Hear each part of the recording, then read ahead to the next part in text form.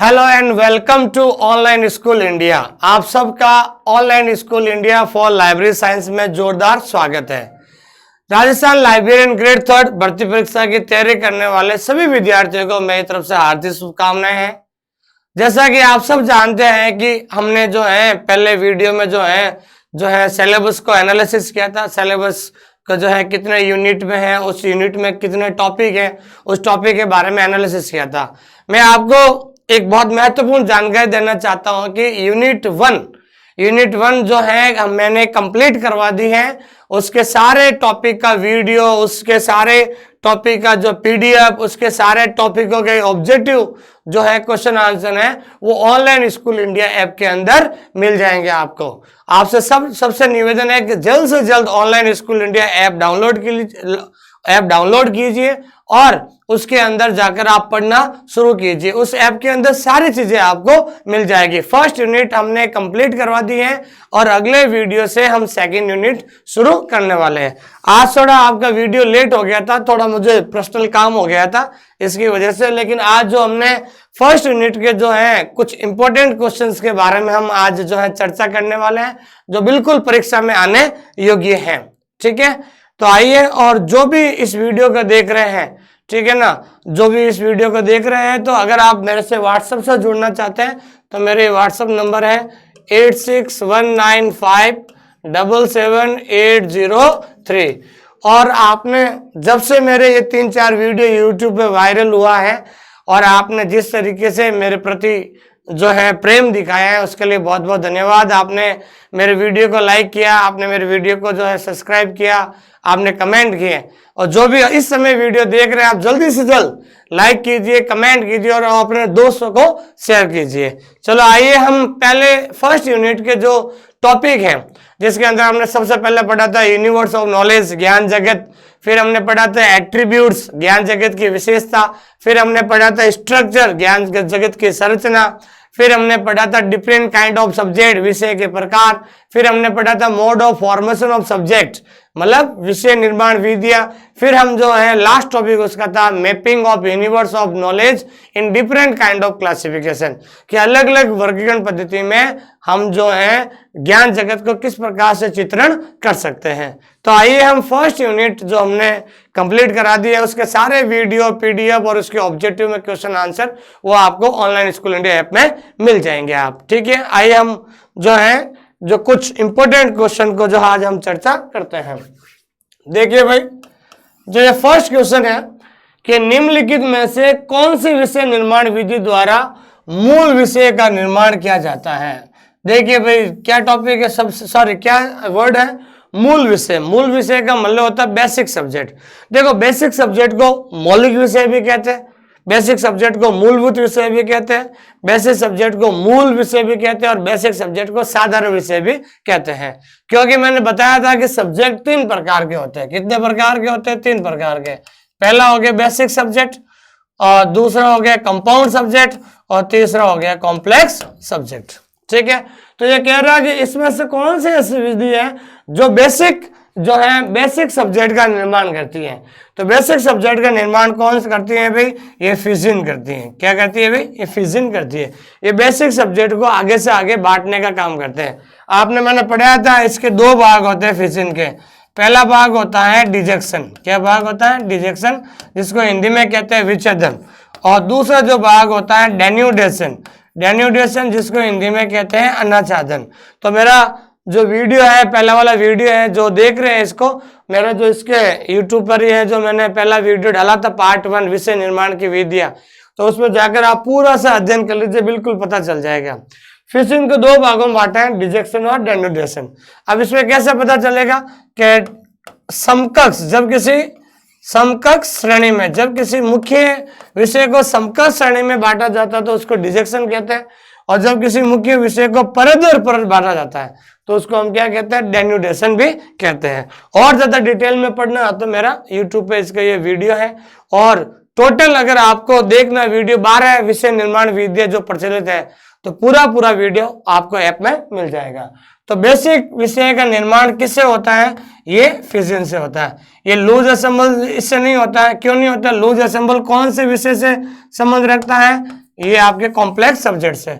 और लेमिनेशन कौन से सब्जेक्ट से संबंध रखता है? कंपाउंड सब्जेक्ट से। और फ्यूजन में तो आपको पता है विलेन होता है, दो बेसिक सब्जेक्ट मिलकर एक नए विषय का निर्माण करता है, जैसे बायोलॉजी प्लस केमिस्ट्री, तो बायोकेमिस्ट्री हो गया। तो ये तीनों हो ही नहीं सकते, तो ये आपका ऑप्शन क्या हो जाएगा? फिजिन हो जाएगा। ये बेसिक सब्जेक्ट का निर्माण करता है। फिजिन में आपने पढ़ा होगा, जैसे डिजेक्शन में, जैसे बायोलॉजी को जूलॉजी और बॉटनी में, फिलोसॉफी को जो है लॉजिक में, मेटाफिजिक में और इथिक्स में बांटते हैं। इस तरीके से ये। आगे आइए हम दूसरा देखते हैं। निम्नलिखित में से कौन सी विषय निर्माण विधि द्वारा मूल विषय का निर्माण होता है? ये सेम क्वेश्चन आगे वापस, चलो आगे देखते हैं। हाँ देखिए, क्या सोशल साइंस किस विषय निर्माण विधि का उदाहरण है? वेरी इंपॉर्टेंट क्वेश्चन है, ध्यान रखना।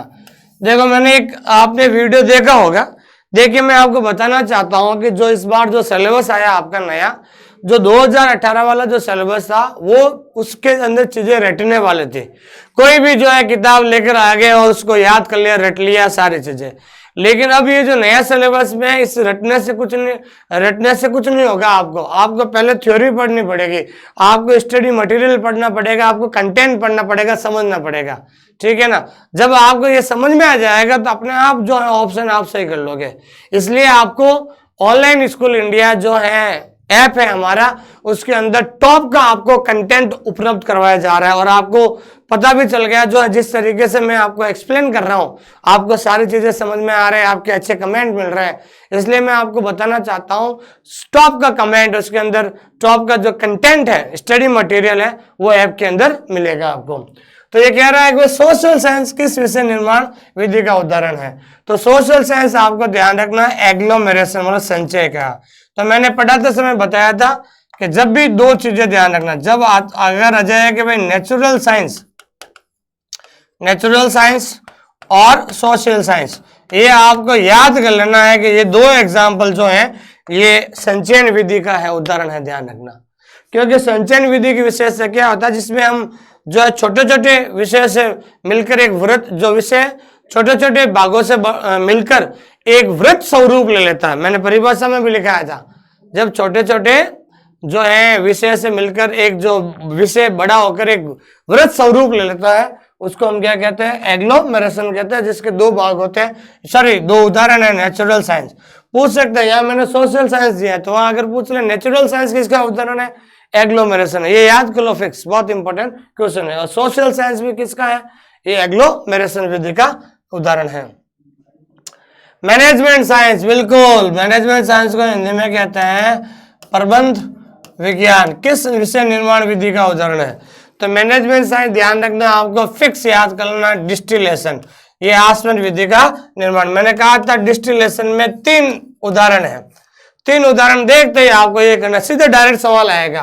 पहला तो हो गया आपके मैनेजमेंट साइंस, और दूसरा आता है रिसर्च मैथोलॉजी, ध्यान रखना, रिसर्च मैथोलॉजी भी इसका ही उदाहरण है। और तीसरा है भाई आप एनालिसिस, कौन सा है? स्टैटिक एनालिसिस, ये 3। पहला हो गया मैनेजमेंट साइंस, दूसरा हो गया रिसर्च मैथोलॉजी, तीसरा हो गया स्टैटिक एनालिसिस। ये तीनों उदाहरण जो है आपके क्या है भाई? डिस्टिलेशन मतलब आसवन विधि के है। आप ये याद कर लेना, सब कुछ पढ़ा दिया मैंने आपको, बिल्कुल आपको कई किताबें देखने की जरूरत नहीं है, सब कुछ पढ़ा लिया, मैं आपको सिर्फ एग्जांपल समझा रहा हूं, ठीक है ना। इंटर एरे फेज रिलेशन, अंतर पंक्ति का संबंध है।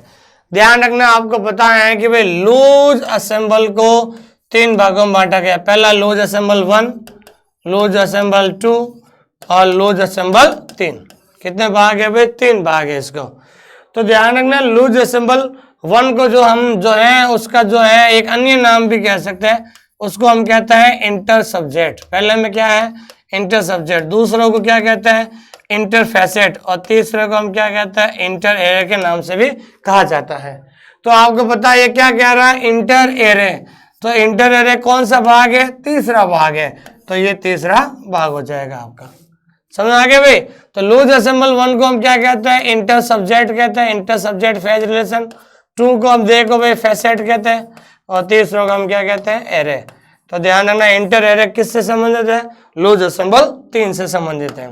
समझ में आ गया भाई। खगोल भौतिकी विधि विषय निर्माण किस विधि से हुआ था, ध्यान रखना। खगोल, खगोल का मतलब क्या होता है पता है, एस्ट्रोनॉमी। ठीक है, इसको क्या कहते हैं, एस्ट्रोनॉमी। भौतिकी का मतलब क्या हो गया, फिजिक्स। ठीक है ना, तो एस्ट्रोनॉमी भी बेसिक सब्जेक्ट है और फिजिक्स भी बेसिक सब्जेक्ट है, ये दोनों मिलकर क्या बन गए भाई, एस्ट्रोफिजिक्स। ठीक है, और एस्ट्रोफिजिक्स को हिंदी में क्या कहते हैं भाई, खगोल भौतिकी। तो खगोल एक अलग बेसिक सब्जेक्ट हो गया और भौतिकी अलग सब्जेक्ट। खगोल को कहते हैं एस्ट्रोनॉमी और भौतिकी को कहते हैं फिजिक्स। तो एस्ट्रोनॉमी प्लस फिजिक्स बनकर क्या बना, एस्ट्रोफिजिक्स। और एस्ट्रोफिजिक्स को हिंदी में कहते हैं खगोल भौतिकी। तो दो बेसिक विषय से मिलकर एक नया सब्जेक्ट बनता है। ठीक है ना, वो जो है कौन सी विधि में आता है भाई, वो विधि में आता है आपके खगोल भौतिकी। इसमें सॉरी थोड़ा सा मिस्टेक हो गया है, यहाँ पर ध्यान रखना, ये इसको काट कर इसका ऑप्शन लिख देना फ्यूजन। क्या लिख देना भाई, फ्यूजन। फ्यूजन का मतलब होता है विलयन। क्या होता है भाई, विलयन। ये थोड़ी एरर हो गई है एक्चुअली, इसका ऑप्शन में ध्यान रखना। तो मैंने बताया था भाई, जब बेसिक सब्जेक्ट से बेसिक सब्जेक्ट मिलता है तो एक नए विषय का निर्माण होता है, तो वो कौन सी विधि कहलाती है भाई, फ्यूजन। फ्यूजन का मतलब होता है विलयन होना। मैंने कहा ना, विलयन का मतलब होता है जब बेसिक सब्जेक्ट और एक बेसिक सब्जेक्ट, दो बेसिक सब्जेक्ट का आपस में विलयन होकर एक नए विषय का निर्माण होता है, तो वो कौन सी होती है, फ्यूजन।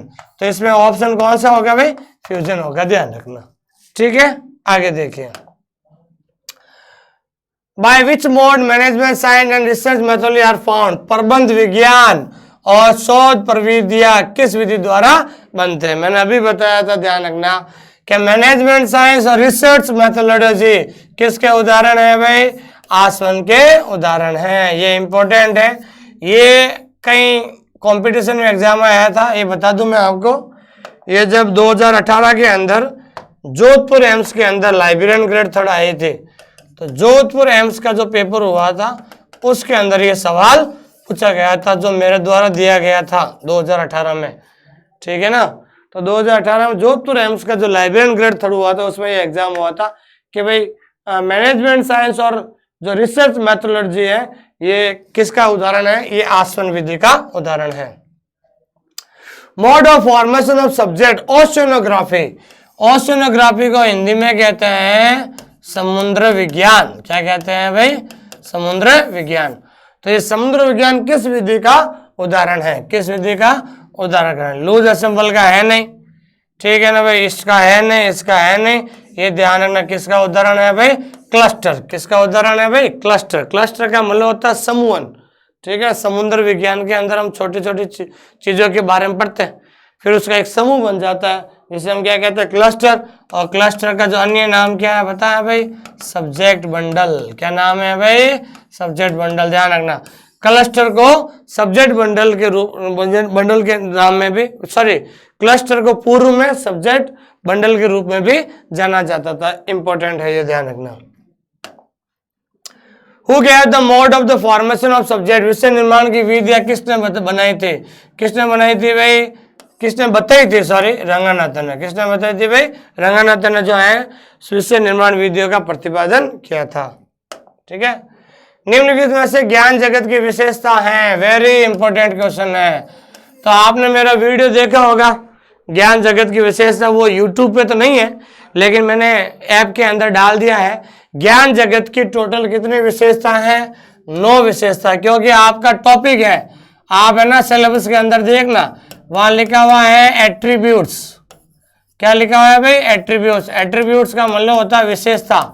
तो ध्यान रखना, टोटल ज्ञान जगत की कितनी विशेषता है भाई, 9 विशेषता है, वो याद कर लेना। तो कौन कौन सी विशेषता है, एक तो ये विशेषता है प्रगतिशील पृथक्करण, दूसरा है प्रगतिशील व्यवस्थापन, तीसरा है समवर्तीय। तो ऑल द अबव है, ये ध्यान रखना। टोटल 9 विशेषता है, 9 विशेषता का नाम आपको याद रखना। जैसे ज्ञान जगत एक निरंतर है, ज्ञान जगत एक वर्धशील है, ज्ञान जगत एक बहुआयामी है, ज्ञान जगत एक स्वतंत्र है, स्वाधीनता है। ये 9 पॉइंट है जो आपके अंदर, इसका जो बिल्कुल जो ज्ञान जगत की विशेषता का एक 30 मिनट का जो वीडियो है, बिल्कुल अच्छी तरह से समझाया हुआ है, वो ऐप के अंदर मिल जाएगा। वास्तव में ज्ञान का सुव्यवस्थित और संगठित स्वरूप क्या कहलाता है? ज्ञान का सुव्यवस्थित और संगठित रूप, देखिए भाई, सबसे पहले क्या बना है? विचार बना है। विचार के बाद क्या बना है भाई? ज्ञान बना है। और ज्ञान के बाद क्या बना है भाई? विषय बना है। तो मानवीय विचारों के समग्र रूप क्या कहलाता है? ज्ञान कहलाता है। और ज्ञान का संगठित रूप क्या कहलाता है भाई? विषय कहलाता है। ये भी मैंने समझा दिया था वीडियो में, ध्यान रखना। किसके अनुसार ज्ञान में विचारों का ब्रह्मांड शामिल है? Very important, universe of ideas. किसके अनुसार? किसने कहा था भाई ज्ञान जगत में विचारों का ब्रह्मांड शामिल है? ये कहा था आपके रंगानाथन ने। किसने कहा था भाई? रंगानाथन ने कहा था। वेरी इंपॉर्टेंट क्वेश्चन है ये, ठीक है ना। ज्ञान जगत में विचारों का ब्रह्मांड, एक कथन किसने कहा था? रंगानाथन ने कहा था, ठीक है ना। तो ग्रंथालयों में पुस्तकों को सुव्यवस्थित करने के लिए कौन सा तरीका हमेशा सहायक होता है? कि जैसे आप उम्मीद करता हूं और सब कुछ अच्छा रहा, जिस तरीके से आप पढ़ रहे हो, उम्मीद करता हूं कि आप जल्द लाइब्रेरियन बन जाओगे। आप जैसे ही लाइब्रेरी में जाओगे, वहां पर तो आपके पास बहुत सारी जो किताबें होगी, तो आप सबसे पहले उन किताबों को किस हिसाब से व्यवस्थित करोगे? तो सबसे बढ़िया तरीका कौन सा होता है? सब्जेक्ट। कौन सा होता है भाई उस समय? सब्जेक्ट। तो आप जो लाइब्रेरी के अंदर जो है पुस्तकों को विषय के हिसाब से व्यवस्थित करोगे। ये साइंस की है, ये इंग्लिश की है, ये संस्कृत की है, ये साइकोलॉजी की है, ये फिलोसॉफी की है। एक सब्जेक्ट के हिसाब से जो है आप उनको व्यवस्थित करना चाहोगे। मानवीय विचारों का समग्र रूप, वेरी इंपॉर्टेंट, मैंने अभी बताया था। विचारों से क्या बनता है भाई? ज्ञान बनता है। तो ये ऑप्शन हो जाएगा। और ज्ञान से क्या बनता है भाई? विषय बनता है। निम्नलिखित में से ज्ञान जगत की विशेषता है। ज्ञान जगत एक गतिशील है, ज्ञान जगत एक अनंत है, ज्ञान जगत एक निरंतर है। ऑल द अबव, ठीक है ना। ये सारी विशेषताएं हैं, ध्यान रखना। मैंने ज्ञान जगत की विशेषता पर एक विशेष टॉपिक बनाया है, वो जो आपका वीडियो कहाँ मिलेगा? उसके अंदर, ऐप के अंदर मिल जाएगा, ठीक है। तो आज क्या है कि थोड़ा अर्जेंट वर्क की वजह से बाहर जाना पड़ा, तो इसलिए मैं आज वीडियो टाइम पर नहीं आया। बाकी हर रोज शाम को 7 बजे जो है यूट्यूब पर छोटे छोटे वीडियो जो आएंगे, जो आप किस तरीके से तैयारी करना चाहते हो उसके बारे में हम चर्चा करते रहेंगे। आप सबसे निवेदन है कि भाई आप जो है, जिसने भी online school India app download नहीं किया वो इसको डाउनलोड कर लीजिए। और हम जो है आपको टॉप का कंटेंट, टॉप का स्टडी मटेरियल उपलब्ध करा रहे हैं। और हमने 3-4 वीडियो देखे हैं कि हमने किस तरीके से आपको एक्सप्लेन किया, किस तरीके से क्वेश्चंस करा रहे हैं। और खुशी की ये बात है कि फर्स्ट यूनिट का कंप्लीट जो स्टडी मटेरियल जो रिकॉर्ड हो चुका है और उसके क्वेश्चन आंसर बन चुके हैं, उसके पीडीएफ बन चुकी हैं, वो सारी जो है आपको ऑनलाइन स्कूल इंडिया के ऐप के अंदर मिल जाएगी आपको, ठीक है ना। और हम जल्द, ये जो फर्स्ट यूनिट कंप्लीट हो गया है, फर्स्ट यूनिट में से करीबन 5 से 6 टॉपिक हैं। तो फर्स्ट यूनिट में 5 से 6 टॉपिक है, उसके करीबन 150 से 200 ऑब्जेक्टिव क्वेश्चन बन रहे हैं। वो एक साथ जो है शीघ्र ही मैं ऑनलाइन आने वाला हूं, ऑनलाइन स्कूल इंडिया ऐप के अंदर वीडियो में, जो मैं आपको जल्द वो डेट की घोषणा करूंगा।